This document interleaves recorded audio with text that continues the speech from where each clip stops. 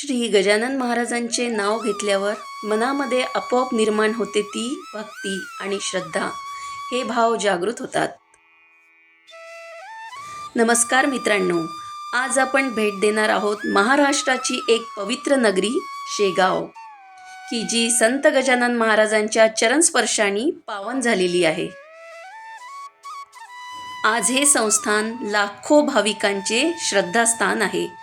शेगाव केवळ एक गावच नव्हे तर एक ते आध्यात्मिक केंद्र बनलेले आहे आणि हे सर्व झालेलं आहे श्री गजानन महाराजांच्या कृपेमुळे.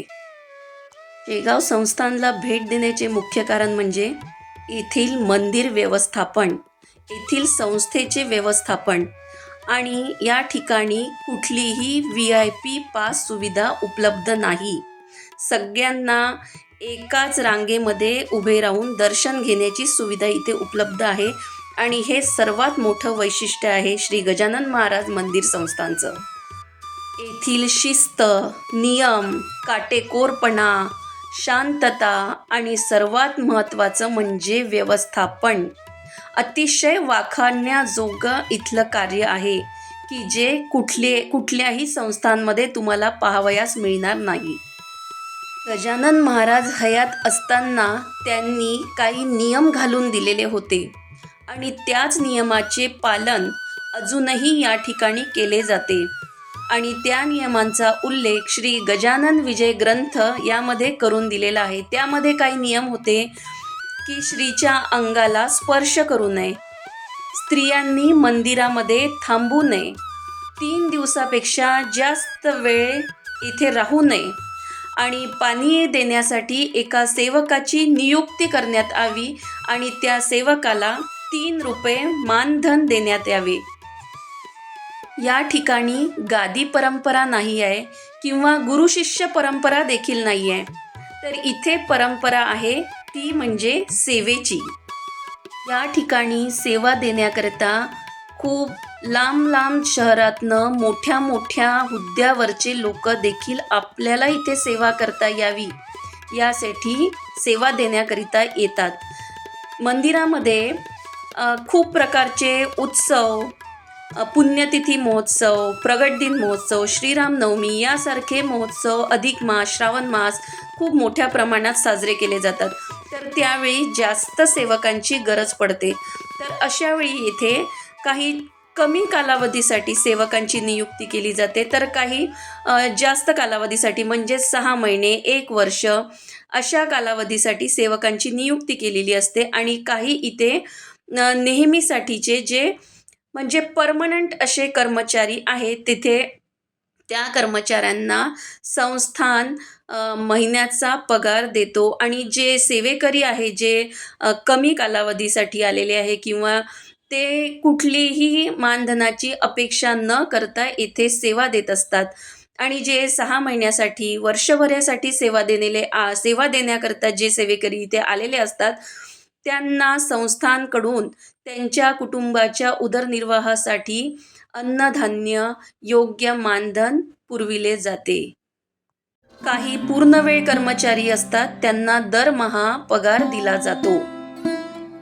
शेगाव संस्थानचे जे नियोजन आहे किंवा जे व्यवस्थापन आहे, तिथली जी सुव्यवस्था आहे ती अगदीच म्हणजे अवर्णनीय अशी आहे.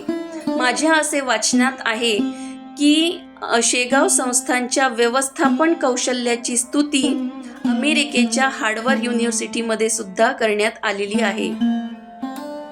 अशा या गजानन महाराजांच्या शेगाव संस्थानला जर तुम्हाला भेट द्यायची असेल तर तुम्हाला इथे येण्यासाठी रेल्वे सुविधा, बस सुविधा किंवा तुम्ही स्वतःच्या वाहनाने देखील येथे येऊ शकता.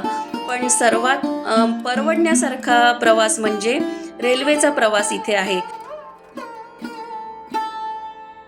रेल्वे स्टेशनपासून मंदिर 2 किलोमीटर लांब आहे आणि स्टेशनच्या बाहेरच तुम्हाला शेगाव ट्रस्टची फ्री बस सर्व्हिस मिळते आणि ट्रस्टकडून राहण्यासाठी भक्त निवास, आनंद विहार, विसावा ही सुद्धा ट्रस्टची भक्त निवास उपलब्ध आहे आणि आनंद विहार आणि विसावा हे मंदिरापासून 2 किलोमीटर दूर आहे. येथील पार्किंग सुविधा सुद्धा अवर्णनीय अशी आहे. आनंद विहार विसावा या भक्तनिवासमध्ये जाण्या येण्याकरिता सुद्धा मंदिरापासनं फ्री बस सर्व्हिस सुविधा ट्रस्टकडून देण्यात येते. आणि या भक्तनिवासमध्ये आल्यावर सुद्धा अगदी मन ना प्रसन्न होऊन जाते. कारण ना सगळीकडे खूप सुंदर स्वच्छता, नीटनेटकेपणा, काटेकोरपणा, शांतता याचं ना आपल्याला सगळीकडे आपल्याला या गोष्टीचं दर्शन होते.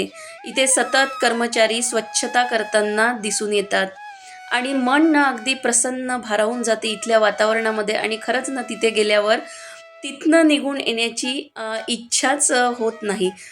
तर ना विसावामध्ये राहण्यासाठी आपल्याला जवळपास 250 रुपयापासून तर 850 रुपयापर्यंत वगैरे रूम उपलब्ध आहे तिथे. आणि जर तुम्हाला सिंगल बेड पाहिजे असेल तर डॉरेमेंटरी बेड म्हणून 70 रुपयामध्ये तुम्हाला ती पण सुविधा इथे उपलब्ध करून दिलेली आहे. तर हे आहे विसाव्याचे भक्तनिवास.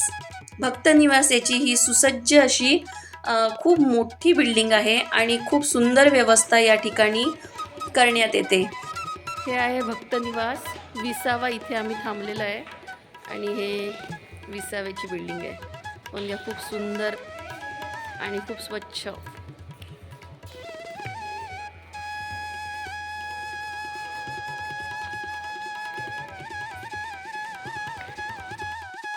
हे बघा, हे आहे विसावामधलं बिल्डिंगमधले भक्तनिवास.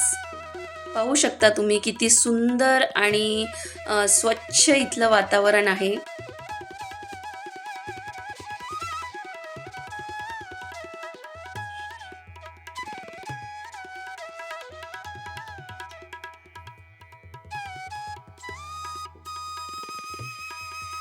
या ठिकाणी तुम्हाला गरम पाण्याची सुविधा, चहा कॉफीची व्यवस्था सुद्धा इथे या बिल्डिंगमध्ये तुम्हाला मिळून जाते आणि तीही अत्यंत कमी दरामध्ये.